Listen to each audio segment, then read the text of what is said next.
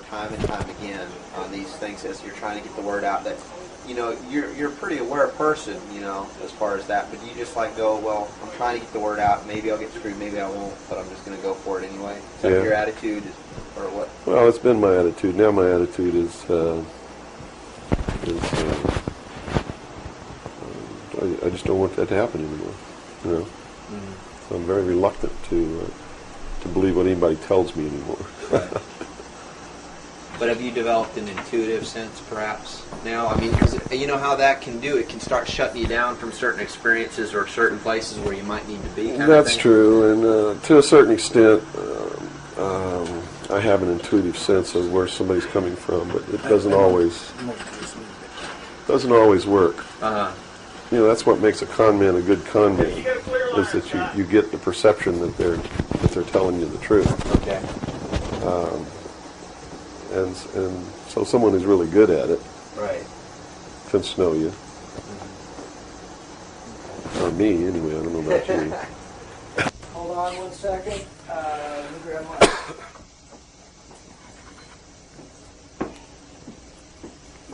Yeah, you want to wipe your face or anything? Yeah, fine. You got it? Okay. You all right, Robert? Mm-hmm. Robert, you set? Yes, I am. Scott, you're set? Yes. Bill, you ready? Yep.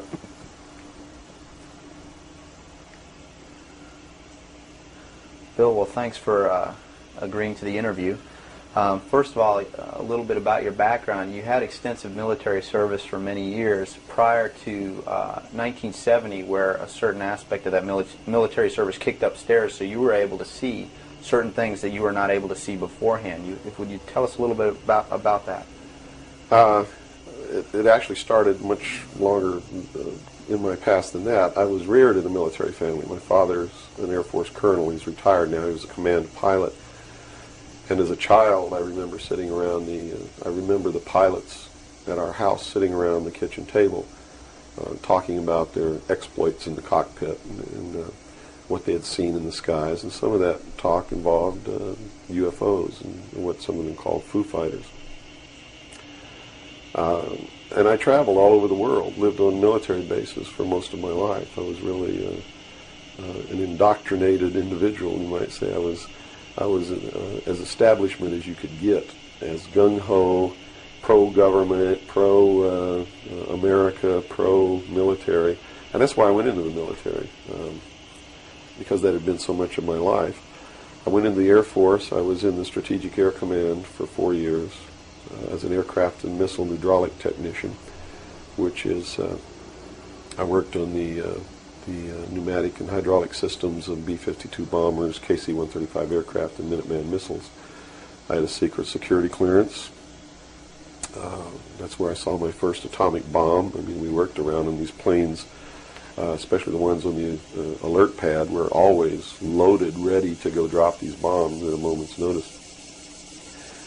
But while I was in the Air Force, I met sergeants, men who were older than me, and had been in the Air Force for quite a while, told me that they had participated in projects that had recovered crashed extraterrestrial craft, what you call UFOs. And they never told these stories unless they'd had quite a bit to drink. So I never really believed it. I thought, well, these guys are running a scam on me, you know, even though I'd heard about these things when I was a kid. I just still didn't believe in them. They're just so far out in left field, it's not something that you really give any serious thought to until something personal happens, which came later. While I left the Air Force, I went into the Navy, which is really where I wanted to be in the first place. I'd always had this tremendous feeling and connection with the ocean. I was an excellent swimmer, but I had a problem as a child. I had chronic motion sickness. If I got in a car and we went on a long trip, I got deathly ill, and same with boats or anything. I couldn't ride on the things at the carnival that went around and round because it just made me tremendously ill. But I decided after I had gone through the Air Force experience that sick or not, you know, I was going to go in the Navy because that's really what I had wanted to do. So I did. Volunteered for submarine duty and was assigned to the USS Tyru, SS-416, which was a diesel-electric boat World War II type, that had been reconfigured. When I went on board the boat, it was in the dry dock at Pearl Harbor Naval Shipyard, and had literally been cut in half. They put in a 12-foot sonar section and then 3 domes on the deck for triangulating targets using sonar. And this was really one of the most up-to-date electronically submarines that we had. Wasn't a nuclear submarine, but as far as the ability to approach, get close to a target and destroy it, it had a better capacity to do that than any other boat that we had.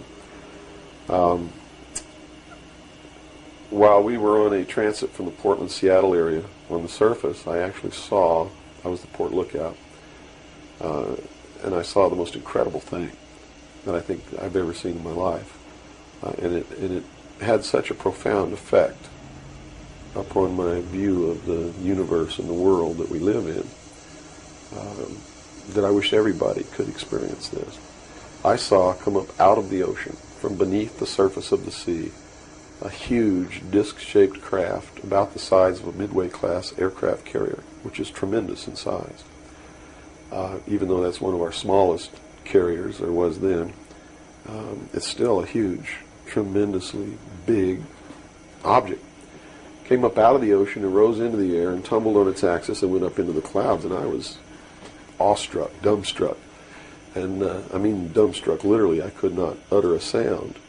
And my first impulse was to tell the officer of the deck that I'd seen a flying saucer, and then luckily for me I couldn't talk, because on second thought that's not what I really wanted to say, because I didn't want to be the only Looney Tunes character on a submarine with a tight-knit crew that you had to live in close quarters with,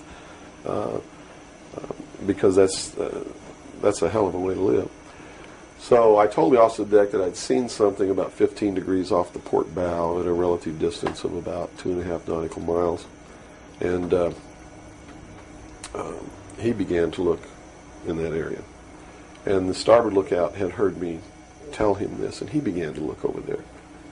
And while we were all three watching, either the same craft or another one exactly like it came down out of the clouds, tumbled again on its, why it did this maneuver, I don't know, but every single time it did it. It's like it came down in this attitude, and then it flipped over, and then entered the water. And the water just appeared to open up in front of it. It's just like the account in the Bible about the parting of the Red Sea. That's exactly what happened. The sea actually parted, and this thing went into the water, and it closed up behind it. And this big spray went up into the air. But it wasn't a spray from the craft hitting the water. It was a spray from the water coming back in to fill up this hole that had been created. And again, I'm thinking, this is incredible. What are we looking at here? And it was metal. It was a machine, and it wasn't glowing or anything like that. It didn't have any lights on it that we could see. But it was obviously metal, and it was obviously a machine. And although I can't tell you that there was anyone inside of it, I believe that there was. And it did something that, as far as I knew, was absolutely impossible. I'd been in the Air Force. I'd worked on the state-of-the-art of our aviation capabilities. And here I was on the deck of a submarine in the conning tower, and I knew what we had to be able to have to go underwater, and I knew that the two were incompatible.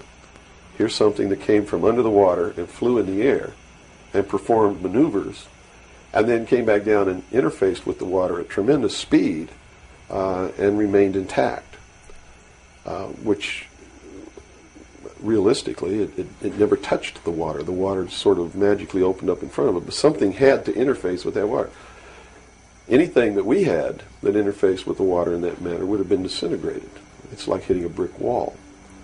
So I was looking at a technology that, as far as our laws of physics and what we knew at that time, didn't exist. This was in 1966. Ensign Ball was as shocked as I was. He called the captain to the bridge. He came up with the chief quartermaster, who brought a camera. And we all stood there and watched this occur over and over again for about 10 minutes. And I still, to this day, don't know if it was the same craft or a whole bunch of different craft going in and out of the water. But it seemed like that there was a hell of a lot of traffic on that freeway right there. And we were watching it as we went by. We never changed course. We never lowered or increased our speed. We made no attempt to communicate or signal. We made no attempt to get closer. And eventually, it just stopped. We were told not to discuss it with anyone, not even amongst ourselves, which was incredible. I never had been told anything like that in my life. You can't talk about something. And to be told that we couldn't even talk about it amongst ourselves was even more extraordinary, I thought. But we didn't. We didn't talk about it.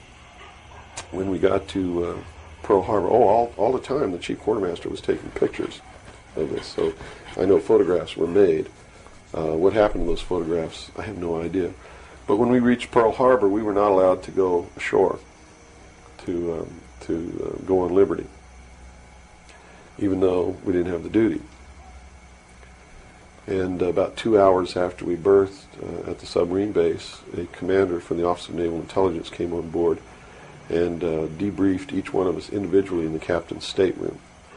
And the ultimate outcome of the debriefing was that we didn't see anything, we didn't hear anything, and we had to read rules and regulations that told us that if we ever talked about what it was that we didn't see, that we could be imprisoned, we could be fined $10,000, we could lose all pay and allowances due or ever to become due. And I learned at that moment that the United States Navy didn't want anybody to know about what we saw, and that severe consequences could come down around the neck of anybody who did. And that was when I understood fully that, yeah, there's a real cover-up. These things do exist, number one, and at least the United States Navy doesn't want anybody to know about it. And there's stiff penalties for anybody who bucks that. Mm-hmm. Moving forward a few years from, 1966, I believe, you gained a special security clearance that revealed to you certain documents, or were revealed to you, or that you saw, yes, relating to this very cover-up. To this and many other things. I was eventually trained by Naval Security and Intelligence, and I was given a secondary NEC, which is Naval Enlisted Code, which was 9545, which is Internal Security Specialist. And an internal security specialist is someone who protects classified information and protects areas, so to speak. And I had a specialty, which I was trained in, which was Pacific Area Intelligence Briefings. And I was eventually assigned to the Commander-in-Chief of the United States Pacific Fleet, who was Admiral Bernard Clary at that time, and served as a member of his intelligence briefing team. And basically all that means, we really had a wonderful job. You come in about 4 o'clock in the morning and you go through all the message traffic and everything. And what you do is what we did was that we prepared an updated briefing on everything that was happening in his half of the world, which he commanded the naval forces and marine forces, as a matter of fact. And put all this together in a briefing where we would update him on ongoing operations, brief him about operations that were scheduled to begin, political situations, deployment of Soviet forces, naval forces, everything. And after the briefing was finished, between 8 and 10 o'clock in the morning, then we were done. We were finished. So it was what you call fat cat duty or geedunk duty in the Navy. It's got all different kinds of names. It's just really a wonderful job. Now, to be able to function in this job, I had to have a security clearance, which gave me access to the information that I had to need to know to help prepare these briefings. And when I first was assigned to the command, I was attached to the OPSTAT office under Lieutenant Commander Mercado, which was operational status reporting, and while I waited for my security clearance. And it took 6 months to get it. What I eventually ended up with was a top secret Q clearance with an SCI attachment, which means sensitive compartmentalized information, and there were no blocks. In other words, there was nothing confining me to only certain compartmentalized information. I had access to whatever the Admiral and his staff had access to, because we had to prepare briefings and brief these people on all of these things. And I'm sure that at first I was tested and wasn't shown a whole lot, but eventually, when they began to have confidence in me, I began to see things coming across my desk that were just absolutely incredible. And a lot of it is really hard to talk about because it's so far outside the normal concept of reality for the average American that they're going to find a hard time believing any of it. Mm-hmm. But I saw documents that were labeled under the classification top secret, and the compartmentalized the compartment that was put into was called MAGIC, M-A-J-I-C, mm-hmm. Which told me that UFOs are real, which I already knew. I'd seen one. Right. But this went farther than that. It told me that they were extraterrestrial in origin, that there were 4 different extraterrestrial species or races visiting this Earth, and that they had actually entered into an agreement with the United States government with one of these species of alien beings to exchange technology, and it told me all the projects that was underneath this. Project Red Light was actually the testing of extraterrestrial craft. Project Plato was a diplomatic project. Pounce was the recovery of technology. Pluto was the application of that technology to our own secret space program, not the public space program. There are 2 different space programs. One is what the public gets to see, mm-hmm. Which is overseen by NASA, and the other one is a secret space program that nobody gets to see, which is really overseen by the Navy Department under specialized, compartmentalized black projects. And what these people are doing in secret is just absolutely incredible. I also saw documents under an operation called Operation Majority, which outlined the plans to bring together a one-world government, and also included extraterrestrial information within that. Project Grudge, which was the second project. First was Sign, and then Project Grudge, which contained all of the extraterrestrial information up to a certain point. I forget the year cutoff. And then it was contained after that in another project called Project Aquarius, which was the accumulation of the whole history of alien interaction on planet Earth. But I have to say at this point that I don't know if those documents were really telling the truth or not. They could have been showing me these things so that eventually I would go out and talk about this. And maybe that'll become clear to you later why they may have done that. It could be real. So, mm-hmm. But at this point, from a personal standpoint, what was it that, based on your experience in '66, and they said, absolutely do not reveal this to anybody, and here we are a few years later, and you're seeing documents that prove that what you saw was real. Mm-hmm. What was the one factor or a number of factors that led you to the decision to say, I've got to get this out, I've got to tell people about this?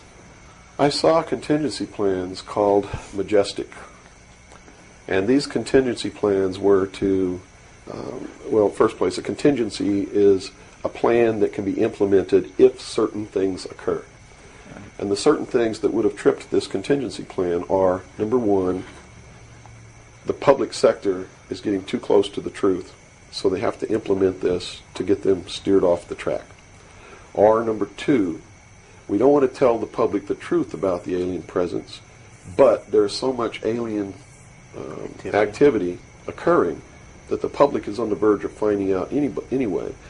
Let's tell them this story so that it doesn't cause consequences that we don't want. Mm-hmm.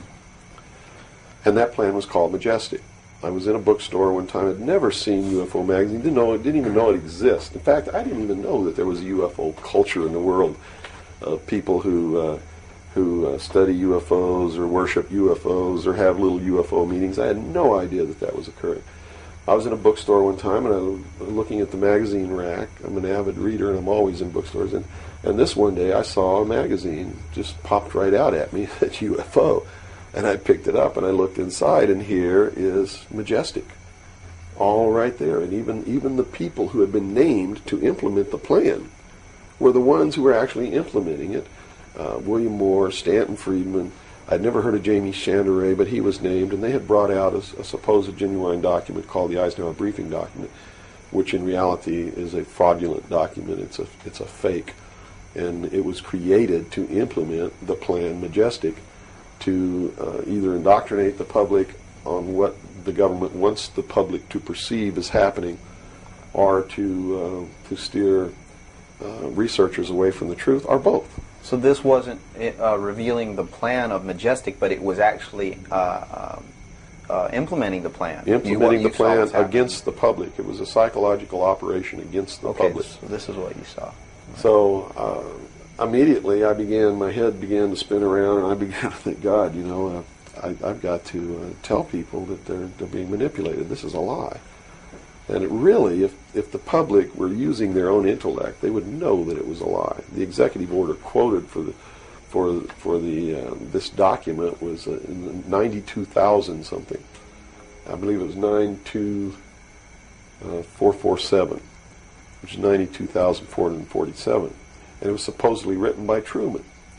But Truman never wrote an executive order higher than 9,000. I mean, even today, there's no executive order with the number 92,000 on it. They've been consecutive since the beginning. So it was clearly fraudulent. So it's clearly fraudulent, but the public doesn't catch on to this. And here you got Stanton Friedman, one of the guys who implemented the contingency plan, Majestic, running around the country telling everybody it's not an executive order, it's a date, September 24th, 1947, which it very well could be a date. But it's listed in that document as being an executive order of the President of the United States, Harry Truman. And because of that, it's fake. And many other things.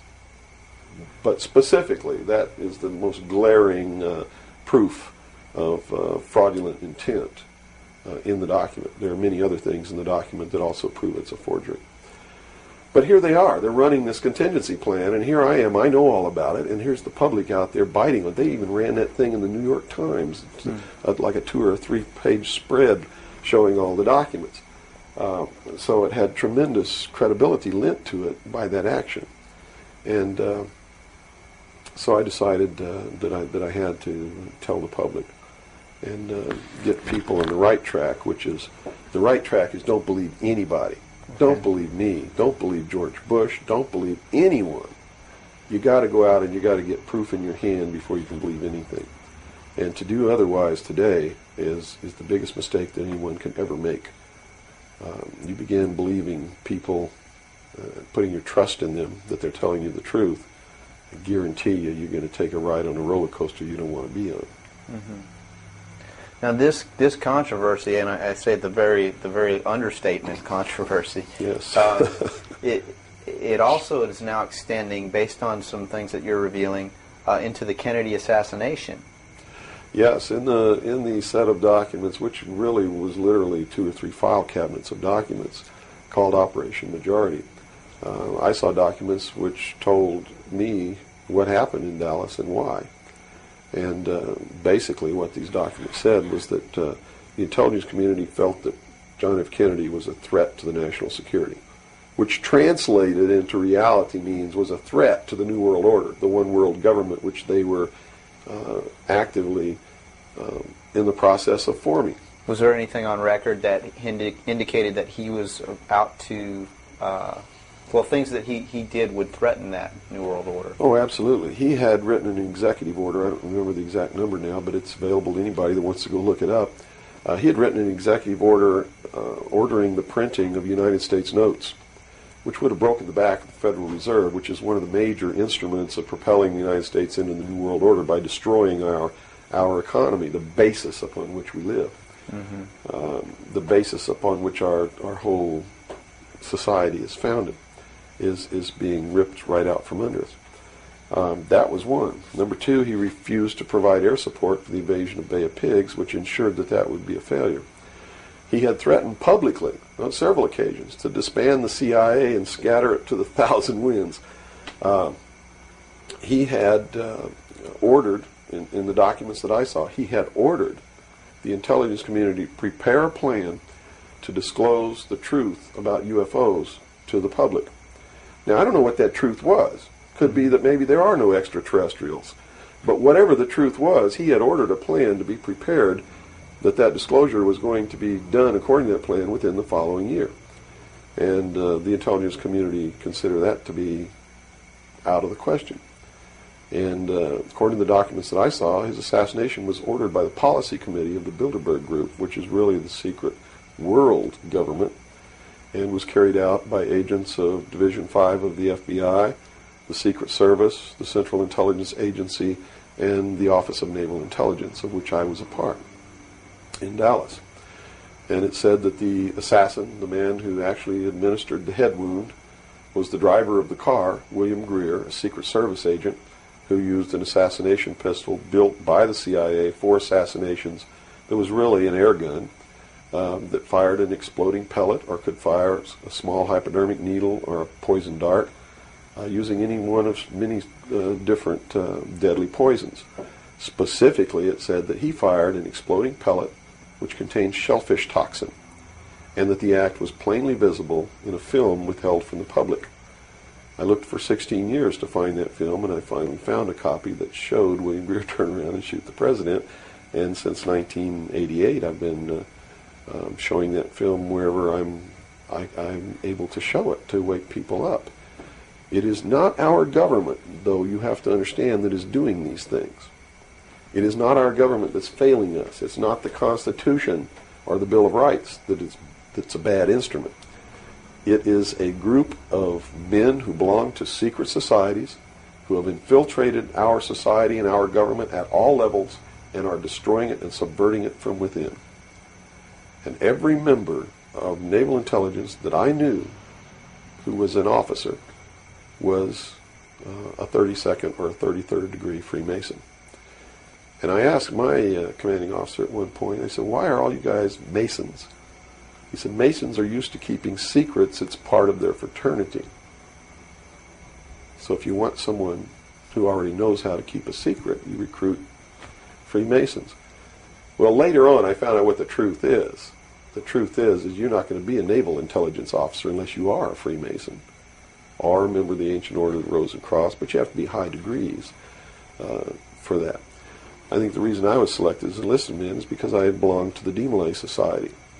Which is what? As a teenager. That's sort of the first level of Freemasonry. That's how they recruit teenagers and indoctrinate them into their principles so that they go right into Freemasonry when they become an adult.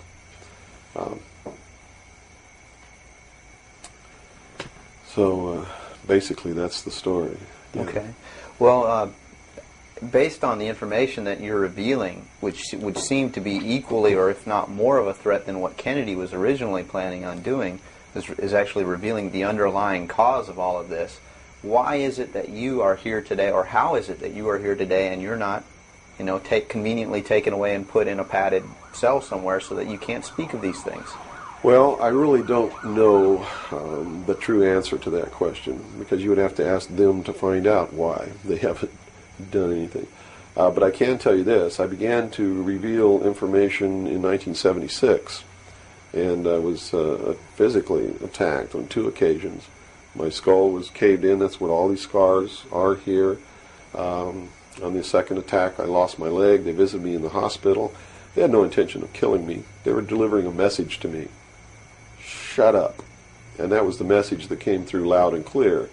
And 2 men who identified themselves with identification cards who belonged to the Defense Investigative Service, which is really the Defense Intelligence Agency, asked me if I was going to shut up or they were going to have to do it right.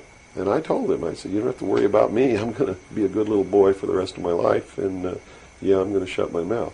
And I did for 16 years, kept silent until I saw this UFO magazine in a bookstore, which indicated that they had implemented the contingency plan called Majestic. But if you want to know what I think the reason is, I believe that there are several. One, they've had a plan that's been in force since the 40s to debunk, ridicule, destroy anybody who ever talks about these subjects. And the public has been thoroughly indoctrinated that if you talk about any of these things that I'm talking about, you're just another nut. So the public, by and large, doesn't pay any attention to it. So in that sense, I'm not a threat. If the president had come on television and said, hey, this is what's going on, then they would have listened and they'd pay attention to it. But people like me, they perceive me as being just another loony bin, fruitcake, nut, which I assure you I'm not. But that's the perception that they've been brainwashed into believing. And so that's what they believe. Number two, I am so much in front of the public from the very beginning when I began to talk. And that's how I protected myself, or at least that's what I thought would protect me, and so far it's proven to be right, was that if I got literally in front of the public overnight, in front of a large public, that they wouldn't do anything to me because it would substantiate what it was that I'm saying. And they certainly don't want to do that. It would also create a martyr. And martyrs create tremendously dangerous political movements that they don't want that either. So literally within a 24-hour period, I spent $27,000 mailing a thick packet of information all over the world to people I'd never heard of, didn't know. We went down and got some mailing lists and just mailed the stuff all over the world. And so literally, when people opened these packages in their mailbox, and it was a perfect plan because they couldn't stop it. They didn't even know I was going to do it in the first place. And since we sent it all over the world, once it was out, there's no way they could retrieve it. At least no way that I can conceive of. So literally within 24 hours, I was a public presence. And people were asking all over the world, who's Bill Cooper? Is this true? Look what I got in the mail. And just literally flipped the world over on its ear. And I've been in front of the public ever since. So I think basically those are the reasons. They don't believe that the public's really going to listen to me, and so far that's been true. There is a small group of people all over the world who are awakening, who are beginning to understand that they've been living their life in fantasy land, and who are actively seeking the truth. But by and large, when the secret power structure says, as I've put in the first chapter of my book, right out of one of their own technical manuals, that a nation or world of people who do not use their intelligence are no better than animals who do not have intelligence, and thus are stakes on the table by choice and consent, they're absolutely right about the majority of people. It's one of the things that has been an illumination to me, is that they're not always wrong.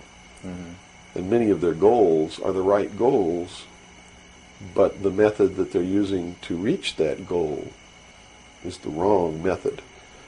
In other words, if you set out to create a perfect world where there will never be any more killing, but to reach that point, you kill 2 billion people, you have become what you're trying to avoid. Right. And it can't happen that way. If you want to create a world of peace, it has to be done by peaceful methods. Means. Yeah, if you murder someone to destroy a murderer, you have become what it was you set out to destroy, and thus it wasn't destroyed at all. It was perpetuated by that very action. And that's what these men are doing. They rationalize everything they do so that they feel better about it. But what they are doing is becoming what it is that they want to get rid of. And the world will never be a safe place for anyone as long as there are men who do these things. Very eloquently said. Thank you. Now, your message to people, once again, is don't believe anything. How is it that the public can find this and search for this truth on their own if they can't believe anything or anyone? What can you do? It's all in the public sector. It's all available to anyone who actively and diligently seeks it out. Everything that's in my book, Behold a Pale Horse, is all Everything in here, all the documents that are in here, everything that's in this book is in the public domain. Can be substantiated? Yes, and I intentionally wrote this book not using anything that wasn't available to the public to show people that, yes, if I can find this information, so can you. I have tons of stuff that's not available to the public. But as you can see by reading this book, you don't need that stuff because it's what you need is available to you. Public libraries are overflowing with the proof of what's really going on in the world, but nobody really utilizes it to the extent that they're able to pick this out and put it together. Another thing I've done for people is I've put it together for them so that they can see the overall picture rather than looking at small things and thinking that it's isolated. Nothing is isolated. It's all part of a big puzzle. And the puzzle is coming together. And when the puzzle is assembled, it's going to be a one-world totalitarian socialist government that nobody's going to like except the people that are running it. It's Hitler all over again. And the rationalization is we're going to create the world without war. The utopia. The utopia. But they will never create that utopia because they're not dealing with the problem that makes them want to create it, and that is the inherent flaw in each individual human being that makes us do the things that we do.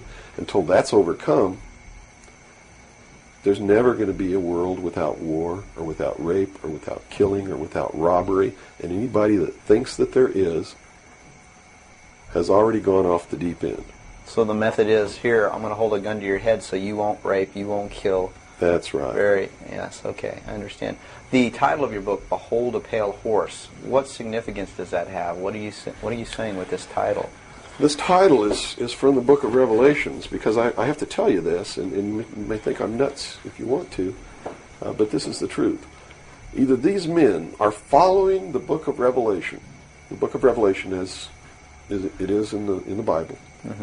They're either following it, just like a plan, and bringing the prophecies in there to pass to manipulate and control those who believe in those prophecies and neutralize them, so to speak. In other words, if this is written in the Bible and God has ordained it, who am I to resist? It must come to pass, so I'm not going to try to stop it. Okay. What a perfect way to neutralize the opposition right off the bat. Or there really is a God, and what he said was going to come to pass is coming to pass. And I named this, Behold a Pale Horse, from chapter 13 of the book of Revelations. The fourth horseman of the apocalypse is the pale horse. And I looked, and behold a pale horse, and his name that sat upon him was Death. And hell followed with him, and power was given unto them over the fourth part of the earth, to kill with sword, and with hunger, and with the beasts of the earth. And that is taking place now today. The fourth horseman is riding across the world now. That's what AIDS is all about. That's what all these little brush fire wars all over the world are all about. That's what's happening. That's why cancer cures are suppressed. Is because they fully intend to kill a minimum of 2 billion people by the year 2000. AIDS is an invention of man. It is not a natural disease, and it has been implemented and placed into the population as a population control. And when they did it, they had the cure before they did it. And when they've deemed that enough people have died or been killed, they will say, we have a cure for AIDS. And everybody will be called to report to some place to get an inoculation, which is going to do two things. One, it's going to stop AIDS in its tracks. And number two, it's going to implant a device which will be able to be used to track each individual person and maybe even to control those people. And that's what the pet implant program is all about. It's not about finding lost pets. They don't give a damn about pets, and they would never put a satellite in orbit to find a lost pet, but yet there's a satellite up there that they're using to find pets that have been implanted with these devices. They're testing this program on pets that's going to be used in human beings. And in the Los Angeles Times in 1989, they ran an article. It was 10 forecasts for the coming decade, was the title of the article. I have a copy of it in my research center. And number 5, I believe it was number 5, in those 10 forecasts for the coming decade was chemical or electronic implants to control individual behavior on a 24-hour basis, unquote. So it's not hidden at all. It's there for anybody who wants to look. But nobody's looking. Nobody's looking. They believe, and I believe that they're right, that the biggest danger to mankind right now is man himself, population. A study in 1957 told them that by 1990 the world population would double in 33 years. Can you imagine that? The world population of human beings doubled in 33 years. Mm-hmm. And they knew that it's an exponential doubling throughout history. Every time it's doubled, the interval has gotten shorter. So that was 33 years. The next doubling will take place in approximately 28 years. The next one after that, approximately 24 years. Can you imagine if the world population doubles again in 28 years from 1990? In other words, in the year 2018, the world population doubles. And we're having problems with food supplies and timber and clean water and clean air now. And then after that, it doubles again in another 24 years. That's why they created AIDS. Because they didn't want to have to go around the world and say, you, and you up against the wall, you've got to die today. And shoot them. They did it in a manner to where they could target what they consider to be undesirable populations. And I want to be very clear that I don't agree with them on this. They specifically targeted blacks, Hispanics, and homosexuals for complete eradication. And AIDS is really going through those populations, and it's really doing a number on blacks, Hispanics, and homosexuals. That theory has made news. I've heard that before, and this it's been isn't a debunked theory. very clear by the public, saying, "Oh, that's ridiculous." But you're saying that that may indeed be the case. It's not ridiculous. I actually saw this in documents, and the project name was Project Naomi. MK Naomi was the name of it. It was a CIA project. The AIDS, whatever causes AIDS, whatever that turns out to be, according to those documents, was developed at Fort Detrick, Maryland, under a CIA project called MK Naomi. It was financed by $10 million for the Department of the Army's biological warfare programs. It was carried out, supervised by the CIA, carried out by scientists who worked for the Special Operations Division of the Department of Defense.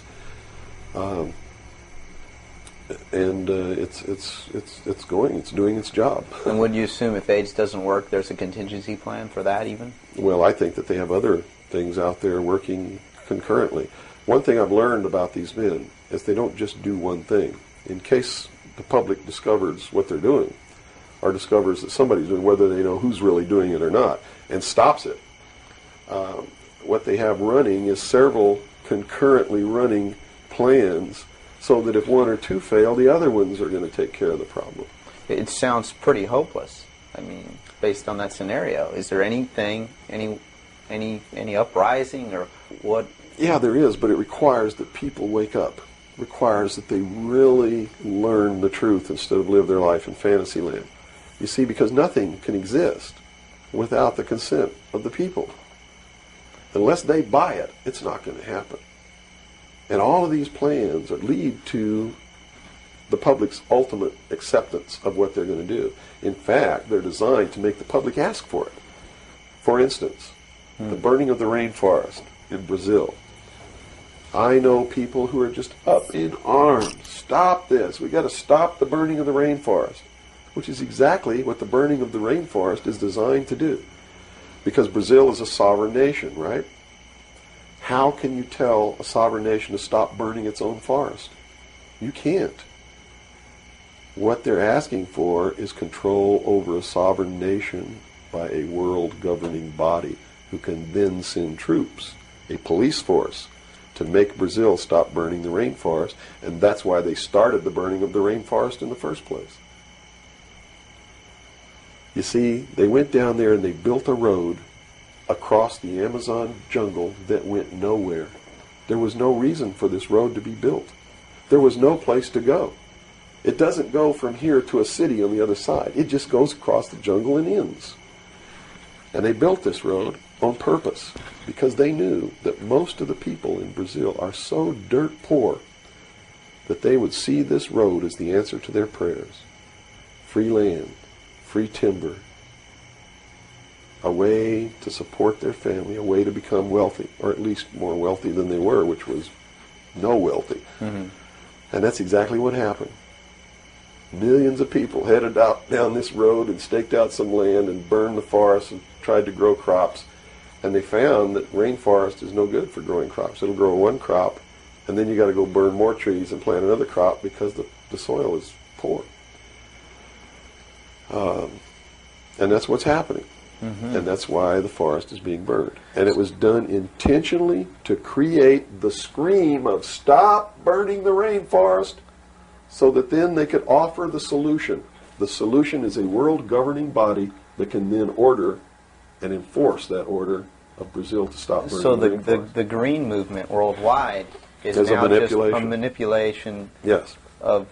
Now it's been proposed time and again too that big business is behind things like this, and that would represent a capitalist approach. But what you're saying is we're heading toward a socialist approach based on this scenario. You have to understand the difference between capitalism, socialism, communism, what all of these things really mean. You have to understand what the difference is between right wing and left wing. People, they use these phrases all the time, and they don't even know what these things mean. And it's just incredible to me to hear a socialist calling someone else a Nazi. Because Nazi means National Socialism. So here's a socialist calling a right-wing guy a Nazi, when what he should be calling the right-wing guy is anarchist. People on the right want no control. Mm-hmm. They're really anarchists. So Okay? they would, in theory then, or in fact, be in opposition to this ultimate movement. Yes. Whereas in appearance, they would be the ones behind it. Well, when you have a misunderstanding of what the terms mean, yes. Okay. Right-wing, on the far right, is total anarchy. They don't want anybody controlling anything that they do, and they believe that people are responsible enough that the world can exist without government. Okay. Or the very minimal government that it would take to. On the far left, on the other hand, they believe that the government should be in total control and should be supply man with all of his needs. Well, creating a whole society that's dependent. Right. A republic is somewhere in the middle. It's governance by laws. Laws are decided by representatives who are elected by the people. And according to the theory, the representatives will do what is right, whether they get elected or not, because it's not really a democracy. A democracy is far left. People don't understand. We don't live in a democracy. This country is not a democracy. It is a republic. A democracy is ruled by the mob. The mob always votes themselves every kind of benefit that they can vote themselves. And whenever you do that, it means large, tremendously overpowering government in control. They vote themselves into dependency. That's it. They Okay. vote themselves into a dictatorship is what they do, where they lose all of the benefits that they intended to vote themselves into in the first place. Okay. And democracies are extremely dangerous to minorities, because if the majority of people don't like you, Right. they're going to vote that they kill you, and they can, that's it. Democracies are dangerous. Democracies are socialists. Democracies are communism. That's what communism is. The definition of communism is everybody doing according to their talents and receiving according to their need. And it doesn't work. We already know it doesn't work. Man, by his inherent nature, is greedy. So those at the top always end up having everything, and those at the bottom end up having nothing in communism. Socialism is different. Socialism usually ends up in a dictatorship, in a very controlling dictatorial government which even owns the people that it governs, so that those who live in fear of not having are provided for what they need, and in turn they worship this oppressive government. Socialists are children who went out into the world, took a look around and said, I can't handle it, and went home to Daddy. Okay. Daddy, protect me. Daddy, feed me. Daddy, loan me your car. Daddy, tuck me in at night. Socialists are scared little children who are irresponsible, can't stand on their own 2 feet, and need Daddy to take care of them. Okay. Okay? Now we got the... But what happens when you go home to Daddy and Daddy does all these things for you? Tell me. Well, you never leave the home. You've not got no reason to. In other words, if you're being provided for in that way. You're being provided for, but what does it mean? Doesn't it mean that you have to do what Daddy tells you to do? True. Doesn't You're mean you under have to his be in rules. when Daddy tells you to be in. Doesn't it mean that you can't drive the car to the next town if Daddy tells you you can't. Doesn't it mean that if Daddy tells you to take out the trash, you better take out the trash? Are you beginning to understand the concept? When you ask for favors from Daddy, you have to give up freedom in return. Right. Okay. So socialism always leads to repression of liberty, freedom, equality. All of those things fly out the window so that you can have free health care, so that you can have a place to live but you don't have to pay the rent, so that you can have food given to you by the state. And that's where we're headed. Right in this country right now, we're almost totally socialist, and now people are screaming for a national health care policy. Right. Health care insurance. Now, the other aspect, once again, I'd like to go into is the anarchy or the right wing, which we just into that similar. Anarchists believe that they can be responsible, that they won't hurt other people, Okay. that your freedom never ends until it begins to infringe upon someone else's freedom, and that no one should have any control over that there should be no speed limits on the highways. The problem is that, again, just like on the socialist side, you have people over here that are human, and human condition means that ultimately somebody's not going to be responsible, that they're going to drive too fast when they've had too much to drink, and they're going to kill innocent people. The answer is a balance. You know, the law of the universe says this. It's a law of physics, really, and everybody can understand it. For every action, there is an equal but opposite reaction. There can be no good unless there is evil. There can be no man without a woman. You understand the concept? Based on that, the theory of a utopia here on Earth is corrupt right away. Absolutely. It goes against the laws of physics. It goes against the law of the universe that there must be two opposing forces all the time in every instance, because that's what makes the universe work. That's what makes everything work. What we need to do is stop trying to go way over here and establish some utopia of freedoms, or way over here to establish some repression of freedom so that we make sure that we got something on the table to eat. And strike a balance between the two that works. And stop withholding information. What makes it difficult for anyone to succeed or live, or for us to really come together and have peace in this world, are all of these people who think that they are the guardians of the secrets of the ages, and have only them have truly mature minds, so only them are worthy of knowing the secrets and the real science and the real metaphysics and all of these things. So they repress it and they keep it secret, so the rest of us live out our lives and we don't know the truth of what life is really all about. Therefore, we're always stumbling over each other and getting in each other's way and doing the things that we profess that we don't want to do, simply because we don't have access to the truth. If we had access to the truth... Now, I got to tell you this. Back when these men first began establishing these societies, these mystery schools, and suppressing information, the common man was uneducated, did not have an intellect capable of understanding these secrets. They were really beasts of burden, for the most part, and they lived their whole life in toil. Right. But things are not that way now.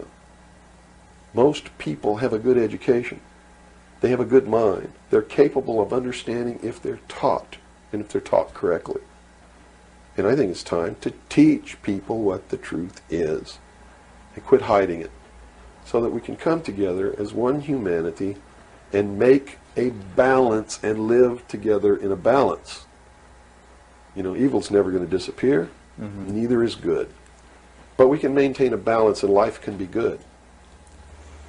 Instead of swinging back in this tremendous battle between these two opposing, radical, extreme ends of the scale.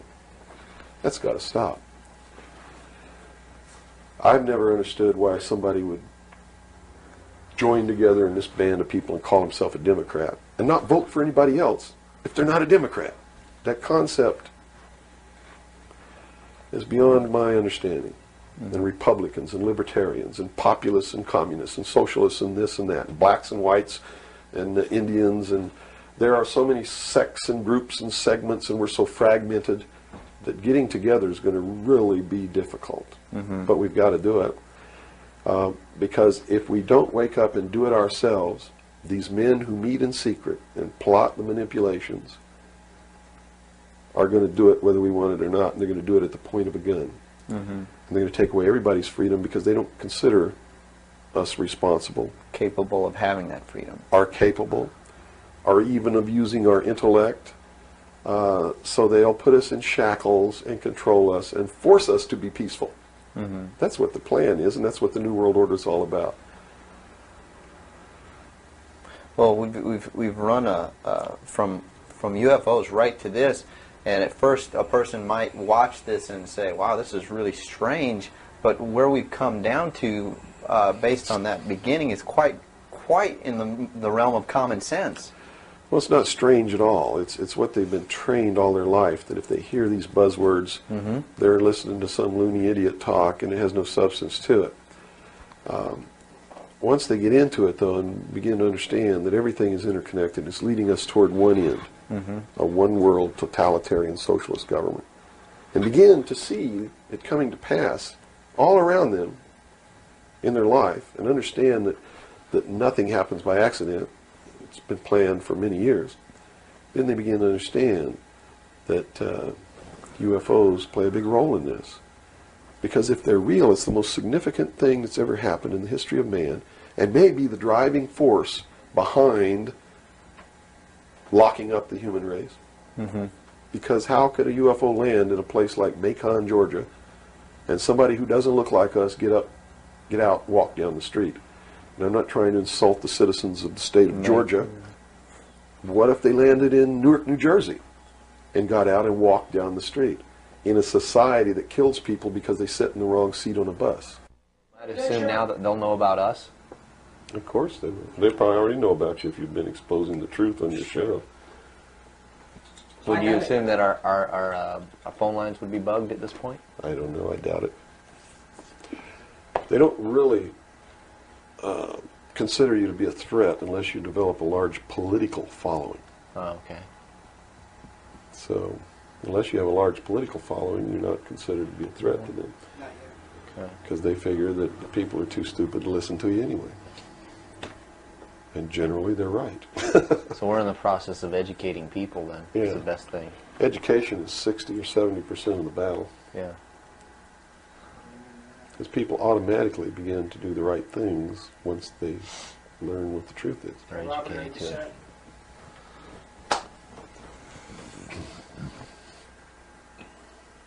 Yeah. Hold on. Okay, I got it. Ready? Ready. Okay, go ahead. Let's go back into the Kennedy situation here. Now, the Warren Commission was highly publicized. All the things that went on there. I was shown a videotape just yesterday of was it a Zapruder film?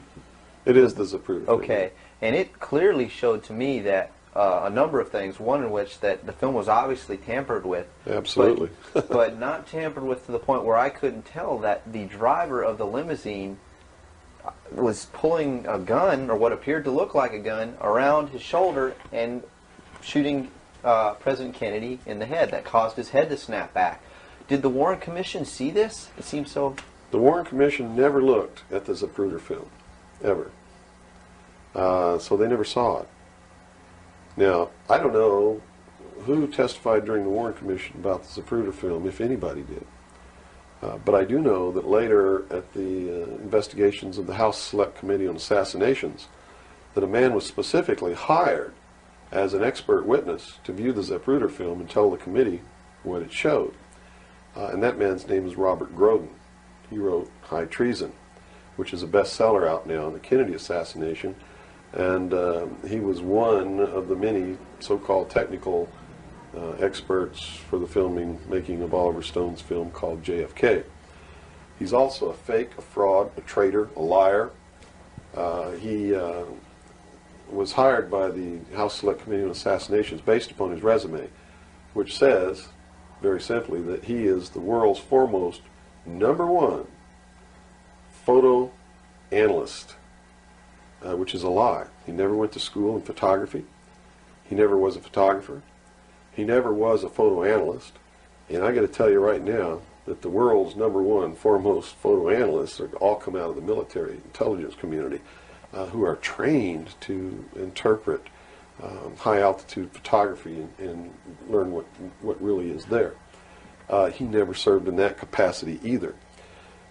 He looked at the Zapruder film and he told Congress, he told the committee in testimony, he testified, both in written and in verbal form, that William Greer never took his hands off the steering wheel.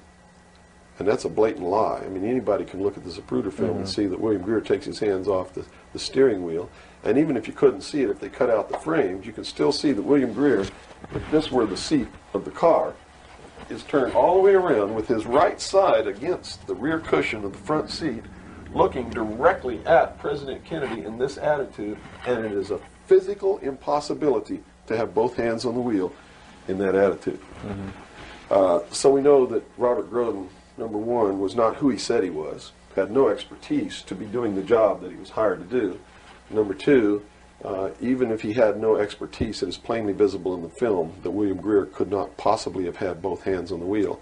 So we know that Robert Groden didn't make a mistake. We know that he intentionally lied to deceive Congress and thus the American people. And what's real strange about it is he's been very active in the research community, supposedly exposing the assassination of President Kennedy. But if you look what he does, he is constantly coming up with new theories, supposed new evidence, most of which is fake. And in his book now, High Treason, he makes a statement that Kennedy was probably hit from the front and the rear at the same time. His job is to keep the American people confused and propagate the lie that our government is no good, that it's our government who assassinated John F. Kennedy. And I'm here to tell you, it wasn't our government. It was the secret societies known as the Illuminati, the Knights Templar, the Freemasons, who assassinated John F. Kennedy. And the proof is right there for anybody who wants to see it. William Greer was a Freemason, #1. He was the Secret Service agent who shot Kennedy. #2, in Dealey Plaza, there's an obelisk, a monument commemorating the location of the first Masonic temple in the state of Texas. Dealey Plaza is on the 33rd parallel, which is one of the sacred numbers in Freemasonry. He was assassinated in a manner that assured the greatest flow of blood, which is called blood atonement, which was practiced by Freemasonry in the early days and supposedly is not practiced now. But in reality is the method of choice of execution, trial and execution by Freemasons. The Bilderberg group that orders his execution is the Supreme World Council of Freemasonry and consists of 39 permanent members, which is 3 times 13, which is also the exact number of men who signed the Constitution, 39. You see, our forefathers were also members of this secret group, and this country was founded to bring about the New World Order. And it's all in the Great Seal of the United States, which was, and that the design of the Great Seal was made law in 1782. It's just absolutely incredible that the American people don't understand that groups of men don't get together and meet in secret and take blood oaths which say that they can be cut open and their heart ripped out of their body and their intestines scattered over the floor if they talk about the secrets. That's not a benevolent fraternity. That's a dangerous group of men. Grown men don't play games like that. They're serious. It's the secret societies who are bringing about the New World Order. They're the ones who killed John F. Kennedy. There's nothing wrong with our Constitution or our Bill of Rights. But Americans are going to be convinced that our government sucks. And that's what all this stuff is all about. So at the beginning, the founders of this country actually did create what was I guess you could say, an above-board, good government basis for a good government. They gave us every tool to ensure the success. But it was an experiment, you see, because man had always claimed that he could rule himself, but had never been allowed to do that. Even in ancient Rome, they call it a democracy. The man didn't rule himself. He was ruled by other people who made man think he was ruling himself. But the truth was, a Roman centurion could march down the street and grab anybody they wanted to and make you do whatever they wanted to, or just execute you on the spot. And that was the truth of the matter. Those weren't free people. In the history of the world, there had never been a people who were truly free or who truly ruled themselves until the United States of America was created as a republic by which we ruled ourselves through elected representatives whom we sent to the State House, either in the states or to Congress, to do it. They also gave us every tool by which we would destroy ourselves if we weren't capable of doing it. The United States and France, the revolution in this country and the revolution in France, were created to bring about governments which would function as the antithesis to the kings and queens of the world and cause them to topple off their thrones. It also gave man a chance to prove once and for all whether he could rule himself or not. And if he could, fine. That would be the New World Order. If he couldn't, they built the tools into the Constitution to allow them to take it away from us. And those tools are the creation of the federal democracy within the boundaries of Washington, D.C., and the right to contract, through which, if we were irresponsible, we would contract to receive rights from that federal democracy and thus, in return, give up our freedom. And that's exactly what's happening. It's exactly what we've done. John F. Kennedy was short-circuiting the New World Order. He had ordered the printing of constitutional money, United States notes, which would have destroyed the Federal Reserve, which is not an agency of the United States government. It's a private corporation owned and operated by the world bankers, controlled by the Illuminati. And its purpose was to destroy the middle class in this country and thus our economy, and throw us at the mercy of the New World Order. And we see this unfolding now. You see it unfolding now. You are seeing, and I predicted this well in advance, you are seeing the destruction of the economy of the United States. And it will continue. It will not get better. It's downhill from here on out. Unless we nationalize the Federal Reserve, lock up the criminals who own it, cancel the debt, which will then bankrupt the Illuminati, which is exactly what we ought to do, print constitutional money, which cannot be usurped, which cannot lead to our destruction, and go back to what we're supposed to do, and quit contracting for benefits. We're escaping from the laws of nature, and there's a terrible consequence for that. Mm-hmm. Terrible consequence. We have to function within the laws of nature. You can't contract for somebody else to keep you alive. You have to be responsible within your life to keep yourself alive. Mm-hmm. And if you can't do it, then you have to die. That's the law of nature. You see. Kennedy also did a lot of other things. I mean, he was a believer in the Bible. These men who are bringing about the New World Order don't believe in the God of the Bible. They believe in the God of light, Lucifer, the angel of light, who was flung down to the earth and became the Lord of the world. That's their God. That's why everything they do goes against what people know to be the right thing to do. They believe that man was held prisoner by a vindictive, cruel God named Jehovah in the Garden of Eden. And that Lucifer, through his agent Satan, set man free from the bonds of ignorance to which he was chained to the Garden of Eden, and thus brought the gift of intellect, wisdom, to man, and thus is the true benevolent God. And man, with his intellect and his wisdom and his knowledge, will create technology which will elevate man to the position of God. And all this is allegorical. Don't take the story literally, you see, because it's all allegorical. They believe that intellect, reason, is the light, is the true God, is what makes man God. And I'm not going to debate the right or wrongness of that, because who the hell knows? But I can tell you that they pervert whatever it is that might be divine about their philosophy by becoming what they profess to destroy. To destroy, yes.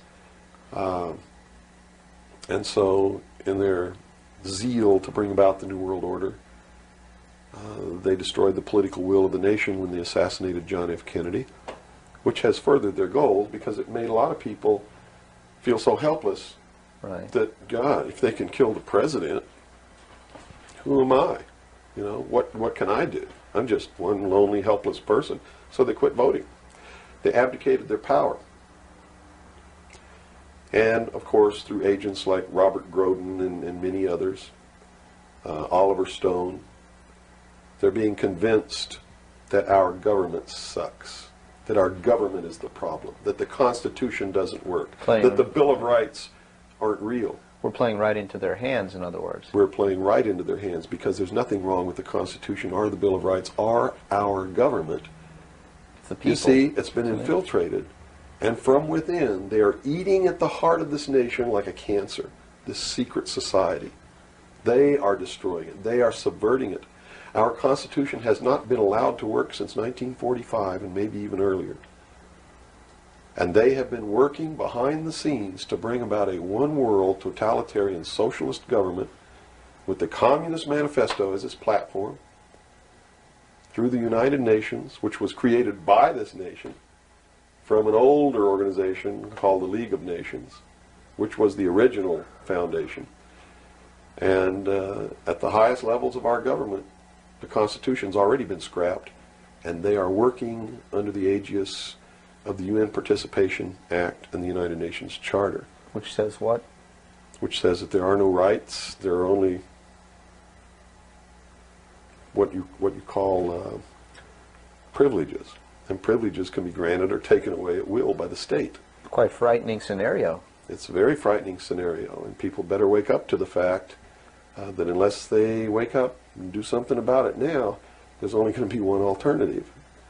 And that's either take up arms, restore the Constitution, and the blood will run in the streets of America, or reach down and put the shackles around your own feet and march off into slavery peacefully.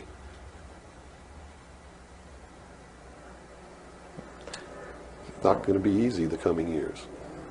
Wow. Now, historically, this may or may not relate, but at least modern world, contemporary world history does not include the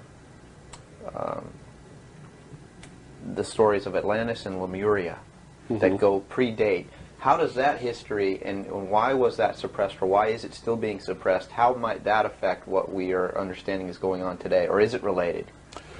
Well, I'm not sure if a place called Atlantis or Lemuria ever existed or didn't exist. I don't really know. But I do know that the story that is told about the civilizations that lived there are something that we should listen to, because this whole scene may have played itself out before on this earth. And if you understand the theory, which I believe has been accepted as fact now, of continental drift, there may have been an Atlantis and a Lemuria, which had tremendously developed technologies and societies. And the same scenario that we're playing out now in this great stage called the world may have played itself out over and over again in the past for millennium. In my investigation of the mystery schools, the secret societies that are bringing all this about, that really control everything behind the scenes, I found that this is all about religion. And it's all about a recurring theme that is penetrated and is at the heart of every religion in the world. And that is a creator or a creatress who has a son that is sacrificed and then is resurrected and saves the world or saves humanity. It seems to be an archetype that is within us. And so that you don't go flipping out watching this tape. I'm a Christian. I believe in the teachings of Jesus Christ, even though it may turn out that he may have never lived. The scene, it doesn't matter. When you read his words, and you can go back through history and find these are the same words that were spoken by every Savior that there ever was, are the most beautiful, most profound, most affecting words that have ever been spoken on the face of this earth. And when I get down and almost get to a point of hopelessness, I just go read the Sermon on the Mount. And I come back up again. Because in the end, it's not going to matter whether Jesus ever lived or didn't live. The story is real. And it's within all of us. And it brings us to something within ourselves that is good. But these men don't look at that. They believe that the end justifies the means, that these stories are just stories, and that the real meaning behind it all is that man can transcend his animal state through the realization of intellect and the overcoming of all of his emotions and feelings and morals, guilt, all of these things. And I just can't go along with that because I believe it's our emotions that tell us when we're doing wrong. We feel it within ourselves. And a person without that capacity to feel when they're doing wrong becomes a sociopath, which is someone without a conscience who really believes that the end justifies the means and therefore has no pangs of conscience nor no reluctance to murder someone who gets in their way. Mm-hmm. And it's extremely dangerous.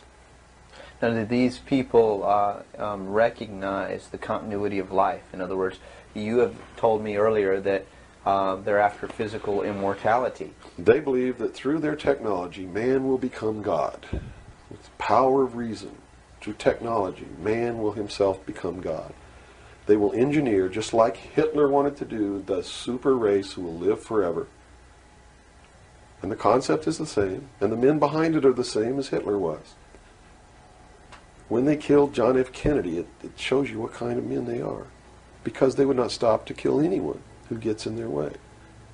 And they've never stopped at it. Their goal, literally, to bring about the New World Order, will be to kill approximately 2 billion people before the year 2000. AIDS is one method of doing this. There'll be many more. As they solidify their control, everyone will be given a choice. They'll be presented with a new world religion. They'll be told to renounce Christ, renounce Buddha, renounce Muhammad, join the New World Order, join the New World Religion. If they refuse, they'll be executed. Very simple. And it won't bother them a bit. In fact, according to their belief, they believe they'll be helping these people. And in reality, they will. Because those people will transcend this physical state while they're prisoned here living forever. I feel sorry for them because those of us who will eventually die will transcend the pain and the suffering that goes along with this world. Mm-hmm. And they're so egotistical that they preserve whatever they do so that the diligent can find out what kind of men these men really are. For instance, the Kennedy assassination, I've been showing a film for 5 years that shows exactly who did it. I show you exactly where Oswald is on the film. He wasn't even on the 6th floor. He was standing in the doorway of the book depository building watching the motorcade go by. And it's incredible. At the same time, you said they would have everybody renounce religion. Yes. Have they as well been using it as a tool for their means? If you're a Christian, you'll be required to renounce Christ and join the New World Religion.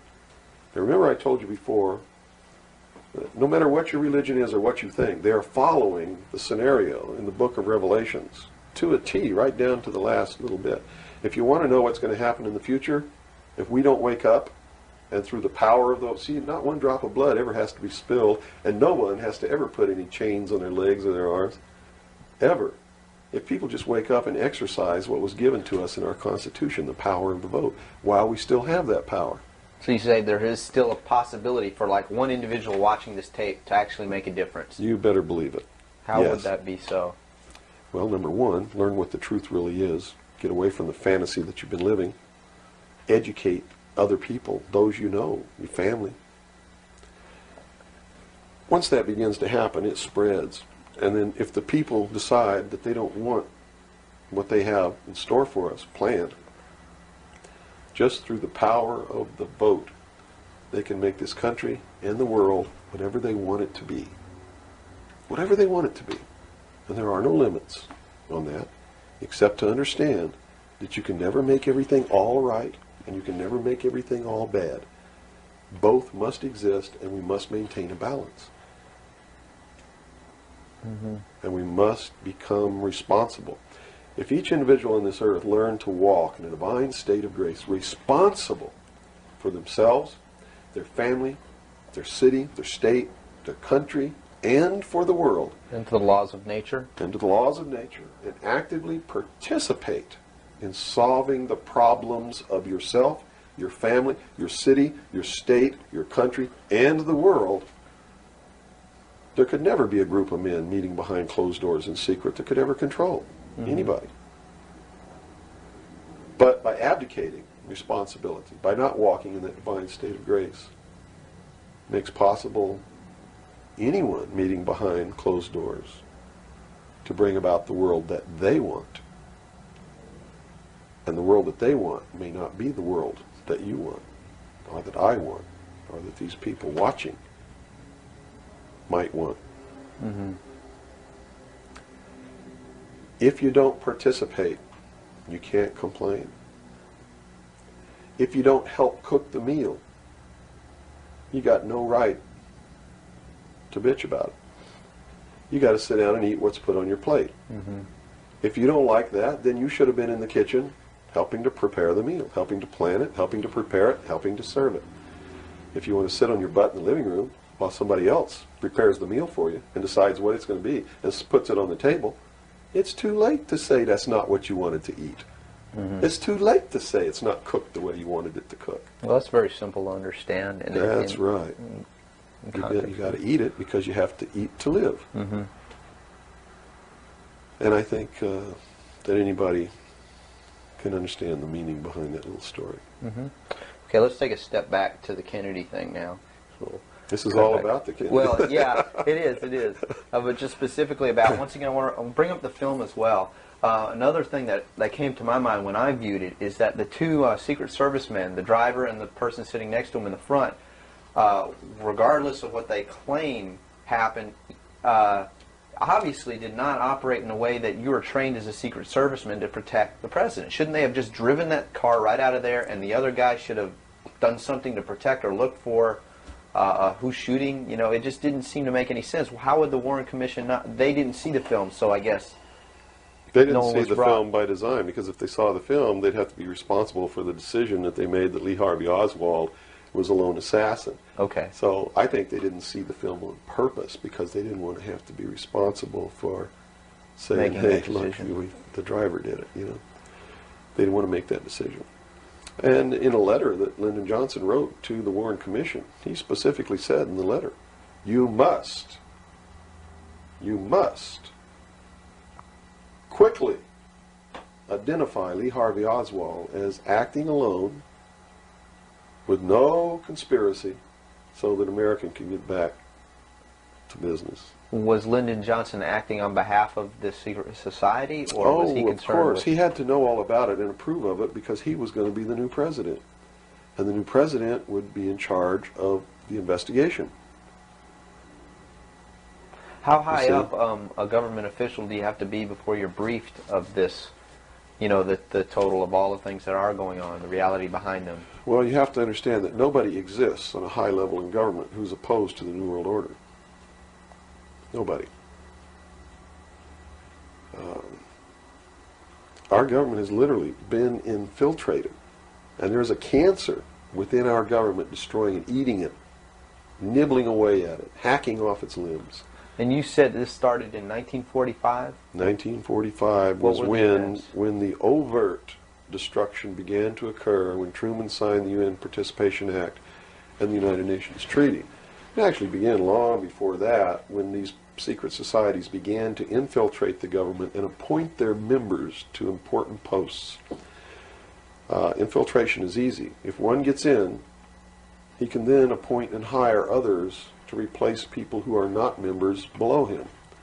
So now we've had over 50, almost 50 years of this going on. At least. I believe that it started back probably 1913, 1917, when the Federal Reserve Act was passed, when the Council on Foreign Relations became a reality in this country. And you can, by diligent research and study, you can see when it happened, where it happened, who did it, and how it was done.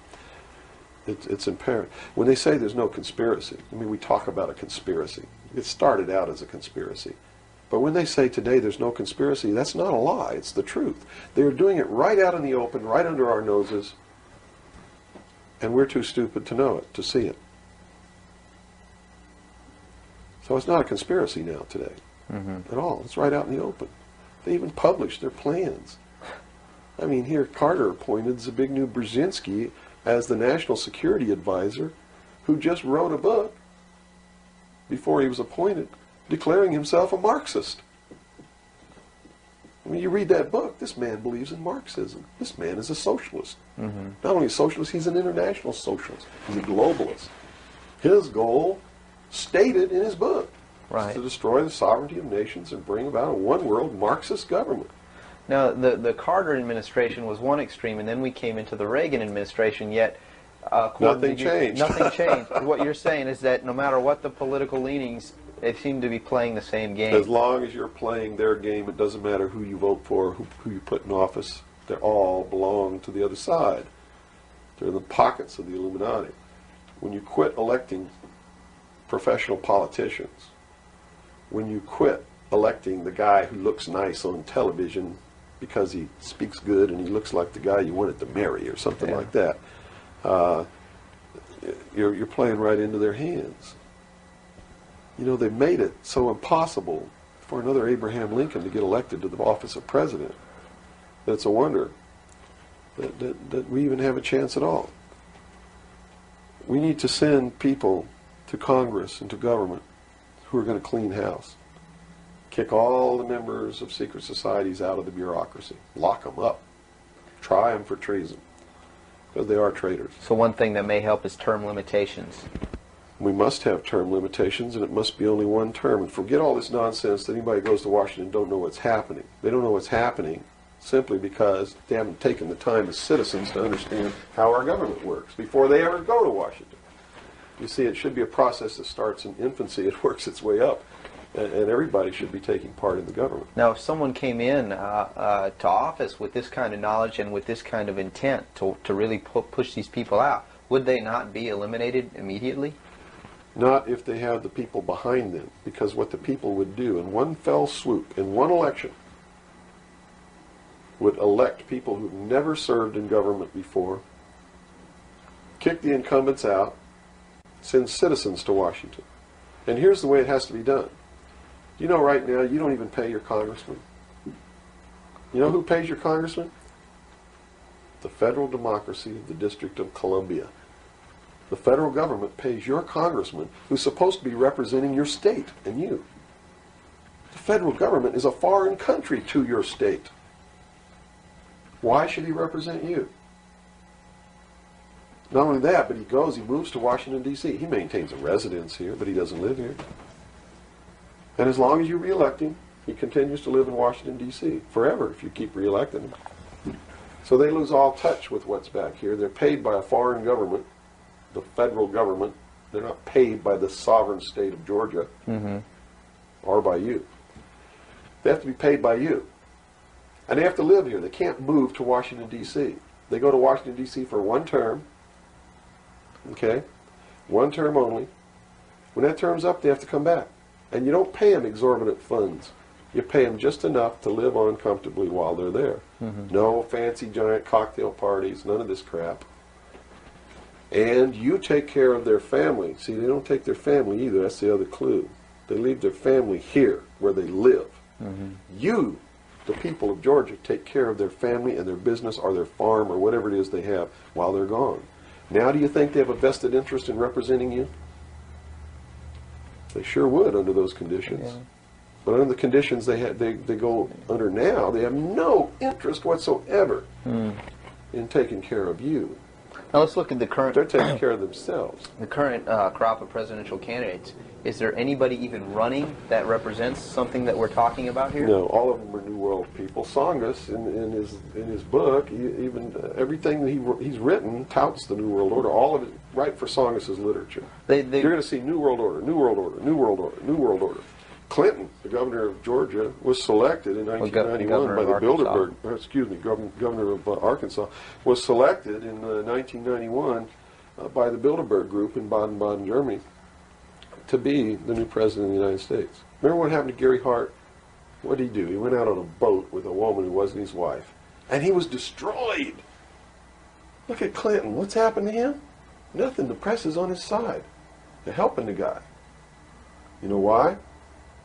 Because he was chosen by the people who own the press to be the next president of the United States. Now, I don't know if he will be or not. That's up to the American people. Mm-hmm. But if they get their way, he will be. Bush is one of the most heinous criminals that's ever walked on the face of the earth. Bush is the man who's been a CIA agent since his college days. He's a member of the Skull and Bones, the Russell Trust. He was initiated in a casket with a ribbon tied around his genitalia, which symbolizes that he's a priest in the temple of Isis. A pagan, this guy. This man is a member of the mystery schools. Well, he has the outward appearance of a good Christian, church-going Christian, no? They do whatever they have to be approved by the people, but in secret, they're not at all. This is a man who practices pagan religious rituals, magic. Doesn't matter what you think of all these things. I'm just telling you, this is what he does in secret. Mm-hmm. He is the man who, when he was chief executive officer, when he was president of the offshore division of Zapata Oil, organized and began the first large-scale drug smuggling operations into this country. George Bush is the one responsible for the drugs on the streets. And the war against drugs is not a war against drugs, it's a war against the Bill of Rights. And we've already lost the Fourth Amendment in this war. That's true. And we're going to lose everything else. You watch on, it amazes me, people watch on Saturday night, cops, top cops, tough cops, 911. All of these stories that are glorifying the police state, and they're falling right into the manipulation. As they watch police with no search warrant, with no court order, break down people's doors, tear out their walls, rip open their mattresses.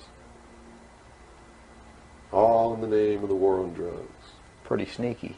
It's pretty sneaky, all right. You see them stop people in the streets, and the guy's got $400 in his pocket.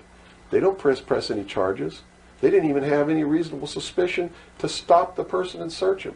And what do? They take their money, and they don't give it back. And America's watching this. And the stupid idiots, yes, you stupid idiots, you sit there and watch it, not realizing that when you take away that man's freedom, you've also taken away your own. You see, because they can do the same thing to you.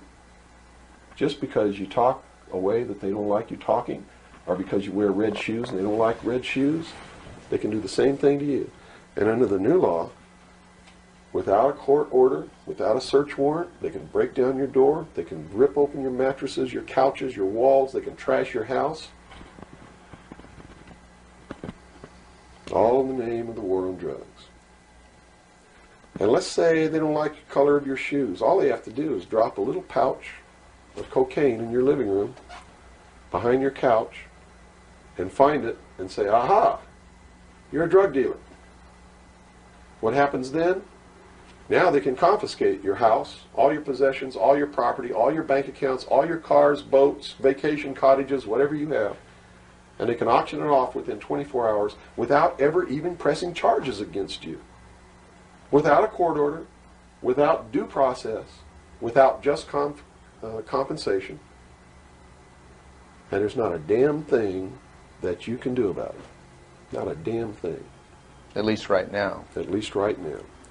And the reason you can't do a damn thing about it is because you're the one who brought it about through your stupidity. You're mentally crippled. You're operating from a position of ignorance apathy, abdication, irresponsibility. And we're losing our country, our freedoms, everything. Now, these are strong accusations of the American public. What do you hope to accomplish by angering the very audience that you want to watch and listen to you? Go prove me wrong. Go make me the idiot.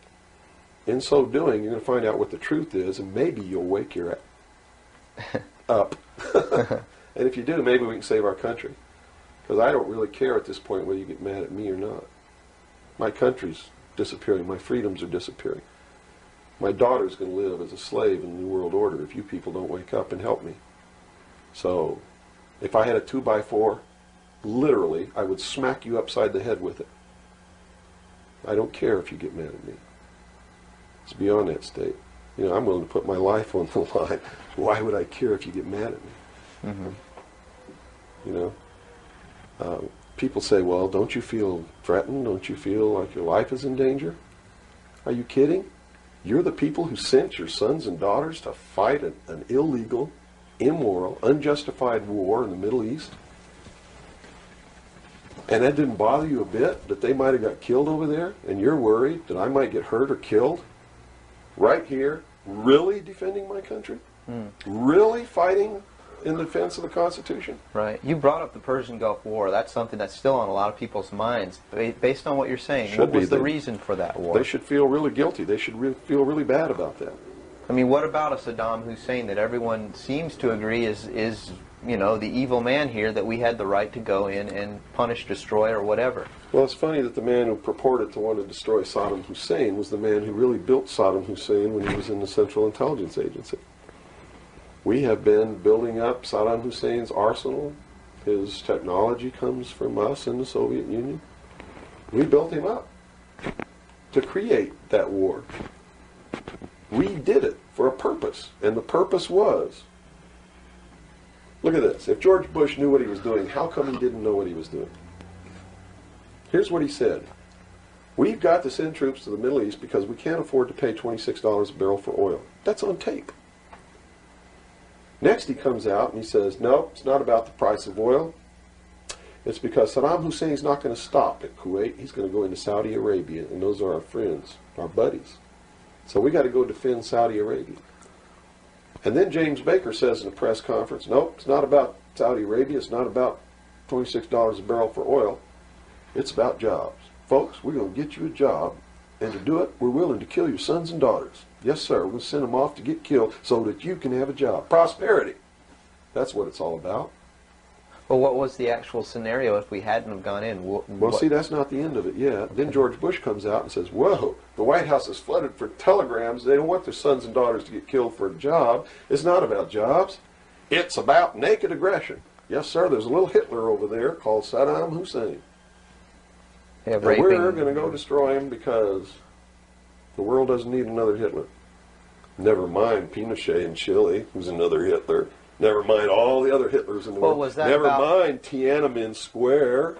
Well, then, you know, then people would say, well, the American government's not interested in that because money is not in you know, it's the oil here. We're talking about money. No. So you're saying it's not even that. No. They've been planning this war for years. In fact, Arco Press wrote a book about it. The name of the book is Rapid Deployment Forces. It was published in 1985. It names Kuwait as the country. It talks about Operation Bright Star, where they've been practicing the war every year since the early 80s. Sending troops over there practicing the war. Liberating Kuwait. It's even named in the book. The whole thing was spelled out years ago. What it was all about was to establish the New World Order. You see, because for the first time in the history of the world, it's established the legal international precedent that the United Nations could pass a resolution and send its police force to enforce that resolution, and that the member nations would have to pay for that action. And George Bush said it very clearly, but nobody was listening, when he said, no longer will any nation stand against a world united. And with that action, he established the legal foundation in international law that the United Nations is now legally and overtly the one world government, and that the United States military forces and the other forces that were sent by other countries were established as the one world police force under the United Nations. Have you seen the new Air Force uniforms yet? Nowhere on them does it say United States or U.S. They are United Nations uniforms. Go look at them. What role in the Middle East, again, does Israel play in this? Israel was created as the instrument to bring about the Battle of Armageddon and the fulfillment of prophecy, a war that will be so terrible, where nuclear weapons will be used, so that the American citizens and the other people in the world will get down on their knees and beg for no more war. And what is the answer to that? They're going to be told the only way we can guarantee no more war is if we destroy the sovereignty of nations and we come together as one humanity in a one world government. Right. Now I'm telling you, unless the American people wake up and stop it, starting in about 1996, the Battle of Armageddon will become a reality. Not because two nations got mad at each other and decided to fight, and that's why Saddam Hussein was not destroyed. He will be the instrument that will bring that to pass. Right. Yeah, they purposely did not go in and do that. Saddam Hussein will be portrayed as the Antichrist. Babylon is in Iraq. Read the book of Revelations. Whether you believe in the book or not, read it, because the men who are bringing this about are using it as their script. Well, the UN did indeed charter Israel as a sovereign nation. They were the ones who created this state. That is correct. It was really created by Great Britain and the United States, with the United States being the major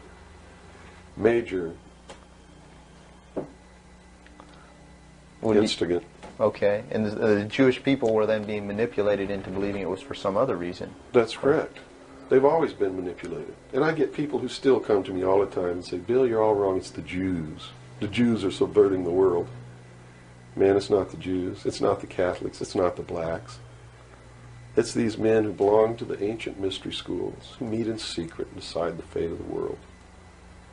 And they belong to all different races and all different nationalities and all different religions to the public point of view. But in secret,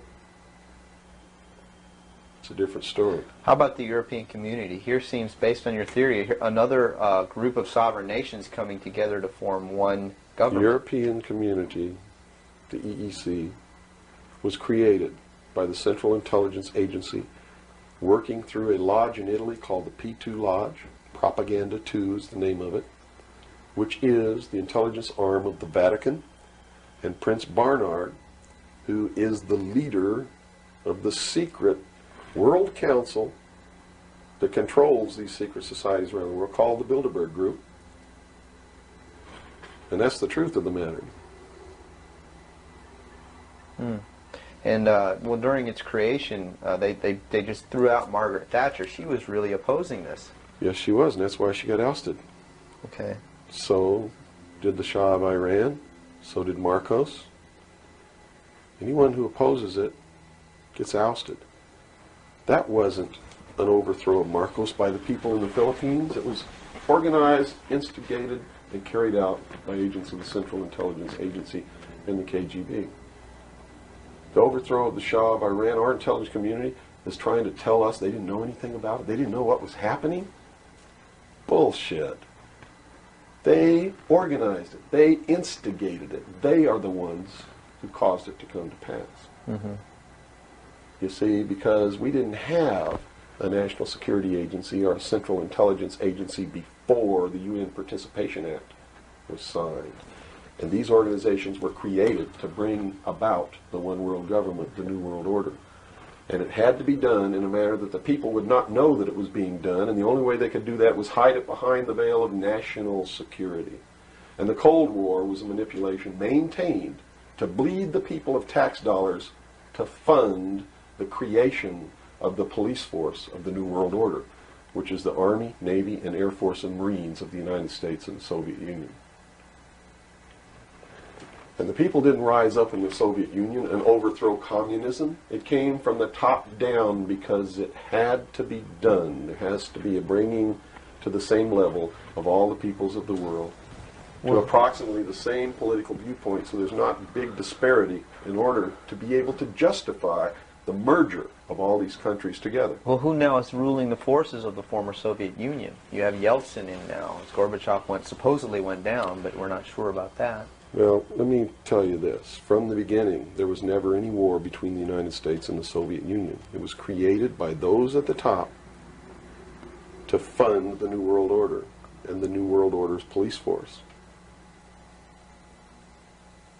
At the highest levels of all countries, they all belong to the same club. And we, the people, sit back and we watch this grand drama which is being played out for our benefit, not theirs. If it wasn't for us, they wouldn't even have to do any of this.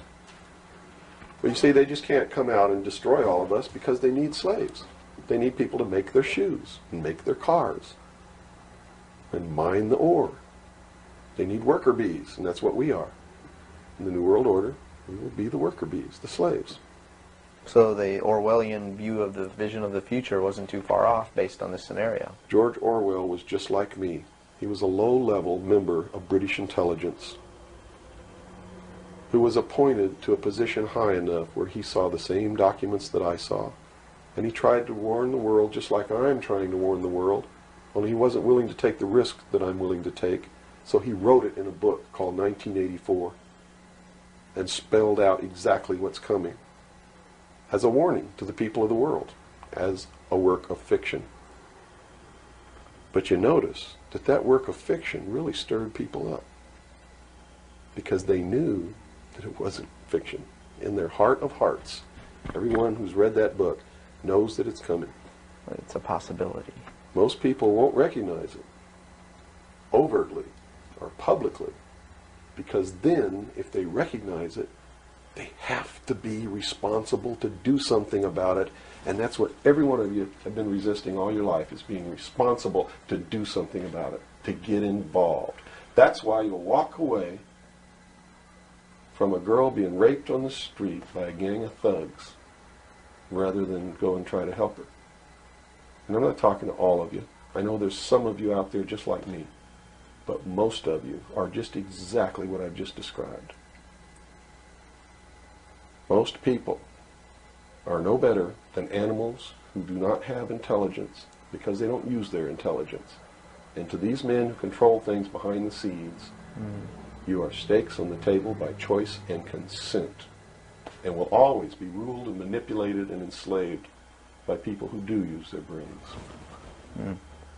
As long as we're debunking some myths, because it's putting pieces of this puzzle together, I think, for a lot of people that may be watching. The hostage situation in Iran that got Carter out of office, is this another orchestration? And if so, how does it fit into the October surprise is no myth. There was a deal made. There was a deal made at the highest levels to keep the hostages until after Reagan was elected. Do you really believe that it was an accident, that it was a coincidence, that 30 minutes after Ronald Reagan was sworn in, took his oath of office, the hostages were released? Did they want Carter out? Are you really that naive? I can't believe it. Did they want Carter out? Yes, they wanted Carter out. They wanted Carter out. He wouldn't play by the rules? Or what was I don't know why they wanted him out, but they wanted him out. Carter was ineffective. He did not have the support of all the American people. They need people who can manipulate the American people so that they have their support. My message is to you is don't support anybody unless they're doing what we know to be right. Don't believe them. Don't fall for the manipulations. Double check everything they say. And that means you can't rely on the media as it is today either. Oh, of course not. All the media in this country, radio, television, and print, is all owned by 5 corporations. All of these corporations that own the media are owned and controlled, and members of the Council on Foreign Relations sit on their board of directors. Can you name those 5 corporations? Is that... Not off the top of my head. Okay. I could try, but I don't want to take a chance on being inaccurate. But you can trace that yourself. Okay. Remember, if you go down and you trace the ownership of a station or a newspaper, and you get to a corporation, remember that somebody owns that corporation, and it's usually another corporation. But when you trace the interlocking of all these things, when you get to the top, there's 5. And all journalists know that there's some things you don't write about, and you don't talk about, because you'll lose your job. And that's where the control is. And that's why they pay anchormen like Dan Rather $2 million a year. Because he doesn't question them. He knows that if he goes against them, he's going to lose $2 million a year. Do you think a man that looks pretty and sits in front of a TV camera for the 6 o'clock news is worth $2 million a year? No way. I don't care how long he works and I don't care what he does. There is no job worth $2 million a year. That's why they pay athletes these fantastic salaries. I was listening to the radio the other day. They just contracted to pay one player on one team $6 million a year. Can you believe this? And why is that? It's the Roman circus. What does the emperor do when the people become restive? And when the people are asking questions, and when the people don't like the policies of the emperor? He sends them to the circus. He creates a circus. He builds a giant coliseum. And he begins to throw the Christians to the lions. And he has great chariot races and football games and basketball games, all to keep the idiots preoccupied with things that don't mean anything in the scheme of the entire world, so that they don't have the time to learn what the truth is, so they don't ever get smart enough to learn how they're being manipulated, so they don't ever question the emperor. That's why they pay a player on a football team or a baseball team $1 million or $2 million or $3 million a year. It is the Roman circus. I know men who don't know anything in the world except who plays third base for the Mets. And they think that's a great accomplishment. And they meet and pat each other on the back and bond and go have cocktails and talk about what this guy that plays third base for the Mets did in last night's game. It's sad. It's really sad. Is there any room in a kind of society where these manipulations are not taking place for this type of entertainment or any type of entertainment at all? If people understand that a game is a game, if people understand that nobody, no matter what they do, is worth paying $2 or $3 million a year for, people should be able to get rich if they want to, by the sweat of their individual labor. Okay? By going out and doing something for the world. Not by taking people's minds away from the emperor. It's a game. Football's a game. Football's a game. But let me tell you something. When 150 of the most powerful men and women in the world can meet in secret in Baden-Baden, Germany, and plot the fate of billions, and nobody even cares about it, but 6 football players go to lunch together, and it's in the headlines across the country, you have a reflection of the society in which that exists. And it is a sick, sick society that is doomed to self-destruction. So based on that scenario, there's some truth into what these men are looking at. Absolutely, and that's what makes me so sick, is that I'm trying to wake up a people who on a daily basis are proving the ones that I'm warning them about to be right. Well, so that even though a minority, there are people out there that you recognize are awake to this, if they don't do something about it, they will lose that ability to be free in that way. That's correct. Whether they might think, well, I don't need to worry about it because I know what I know and I'm fine. That's It doesn't right. work that way. There's a connection here to everything. That is correct. That is absolutely correct. A nation of people who are willing to send their sons and daughters that they profess that they love to a foreign country to die, and they use the excuse to themselves that they're sending them off to defend our country, and they know damn well that's a lie, are doomed. It's funny, there's a parable, you said Ben Franklin earlier was even a part of this. Yes. A parable of Ben Franklin, I don't know if you're familiar with it. He paid too much for the whistle. He came up when he was a young boy. Are you familiar with that parable? No, go ahead. When he was a young boy, he was given an allowance, and you know it was a decent amount of allowance, and he was going to the store to get a toy. You know, he was very excited about that, and along the way he met some boys who had this whistle, you know, and he saw that, and he saw the little boys blowing this whistle, and he thought, wow, the greatest whistle, this is the greatest toy. He really wanted this thing. Mm-hmm. So without asking, he gave all his money away, you know, to these boys for this whistle, and he went home, and sure enough, he got very bored with it, and he had no more money to buy something that was really, you know, worthwhile to him. Sure. And so from that point on, he had a saying that said, you know, don't pay too much for the whistle. And I think somehow that relates here. He's also the one, when the Constitutional Convention was finished, when they wrote the Constitution and signed it, when it had been signed, he walked out the doors.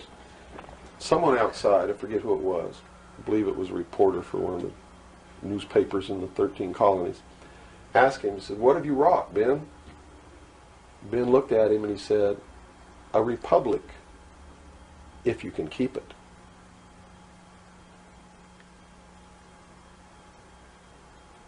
He knew.